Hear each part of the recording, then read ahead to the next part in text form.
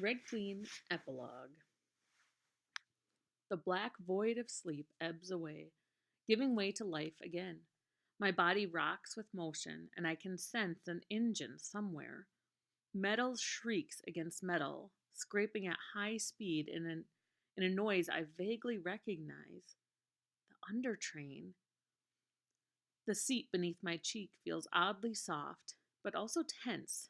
Not leather or cloth or concrete, I realize, but warm flesh. It shifts beneath me, adjusting as I move, and my eyes open. What I see is enough to make me think I'm still dreaming.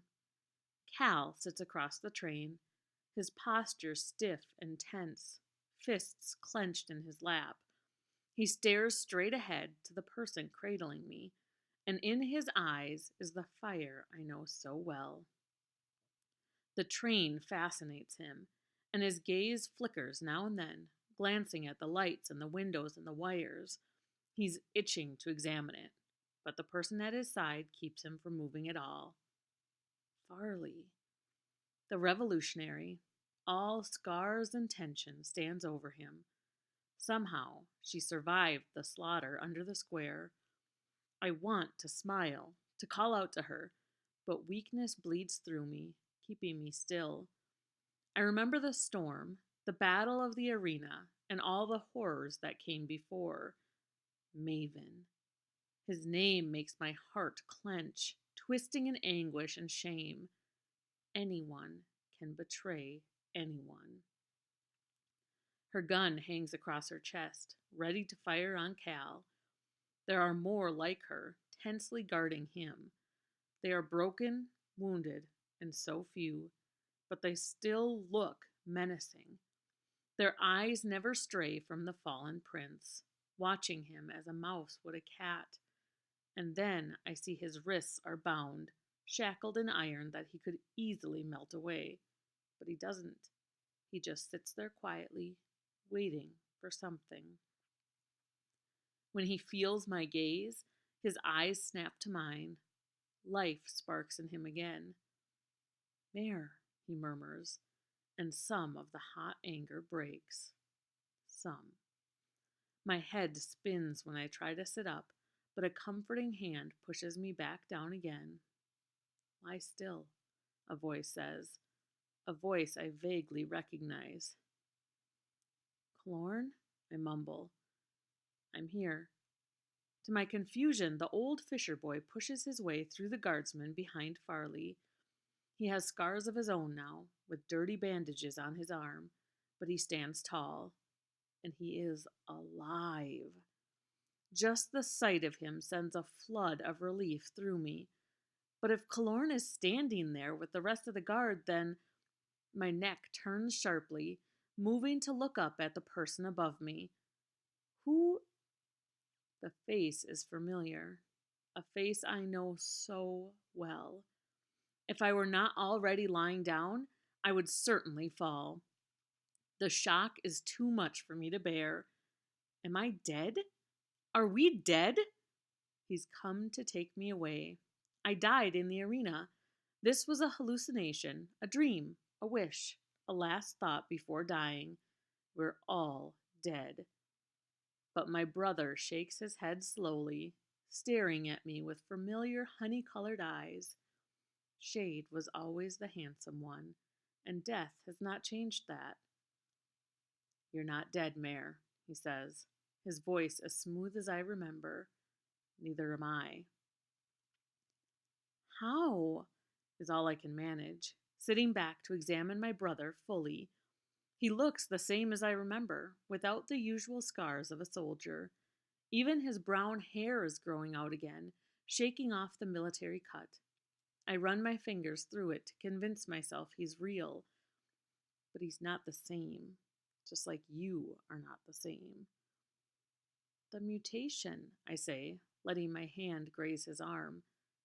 They killed you for it. His eyes seem to dance. They tried. I don't blink. Time doesn't pass. But he's moved at a speed beyond my sight, beyond even that of a swift. Now he sits across from me, next to the still shackled Cal.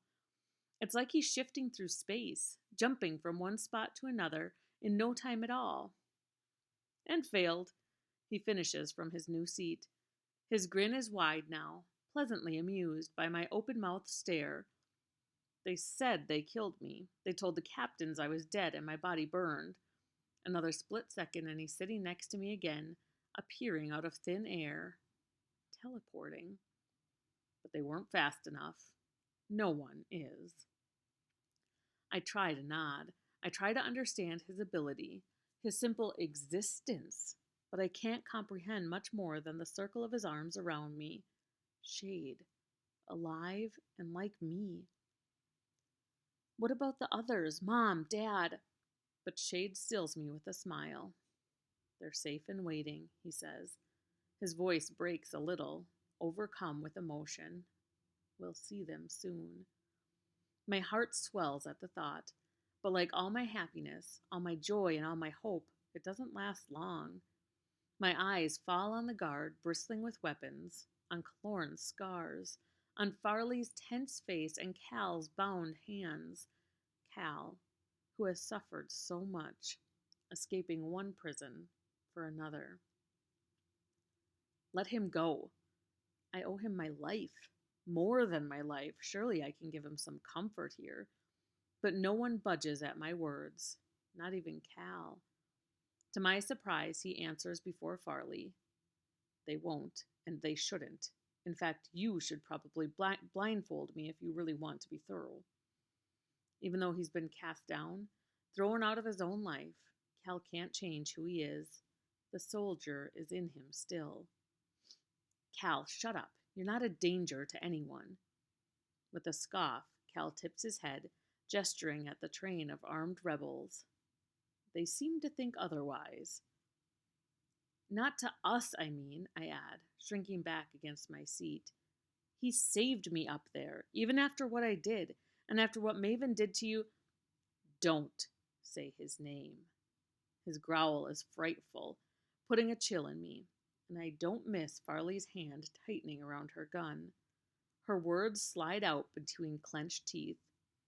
No matter what he did for you, the prince is not on our side, and I won't risk what's left of us for your little romance. Romance. We flinch at the word. There's no such thing between us anymore, not after what we did to each other, and what was done to us, no matter how much we might want to be there. We're going to keep fighting, Mare, but Silvers have betrayed us before. We won't trust them again. Clorn's words are softer, a balm to try to help me understand, but his eyes spark at Cal. Obviously, he remembers the torture down in the cells and the terrible sight of frozen blood. He might be a valuable prisoner. They don't know Cal like I do. They don't know he could destroy them all, that he could escape in a heartbeat if he really wanted. So why does he stay? When he meets my eyes, somehow, he answers my question without speaking. The hurt I see radiating from him is enough to break my heart. He's tired, he's broken, and he doesn't want to fight anymore. Part of me doesn't either. Part of me wishes I could submit to chains, to captivity and silence, but I have lived that life already, in the mud, in the shadows, in a cell, in a silk dress. I will never submit again. I will never stop fighting. Neither will Clorn, neither will Farley. We will never stop. The others like us? My voice shakes, but I have never felt so strong. The others, like me and Shade. Farley nods and pats a hand to her pocket. I still have the list. I know the names. And so does Maven, I reply smoothly. Cal twitches at the name. He'll use the blood base to trace them and hunt them down. Even though the train sways and shakes, twisting over dark tracks, I force myself to my feet. Shade tries to steady me, but I brush his hand away. I must stand on my own. He can't find them before we do. I raise my chin, feeling the pulse of the train. It electrifies me. He can't. When Clorn steps toward me, his face set and determined, his bruises and scars and bandages seem to fade. I think I see the dawn in his eyes. He won't. A strange warmth falls over me, a warmth like the sun, though we are deep underground. It's as familiar to me as my own lightning, reaching out to envelope me in an embrace we can't have. Even though they call Cal my enemy, even though they fear him, I let his warmth fall on my skin, and I let his eyes burn into mine. Our shared memories flash before me, parading every second of our time together. But now, our friendship is gone, replaced by the one thing we still have in common, our hatred for Maven. I don't need to be a whisper to know we share a thought. I will kill him.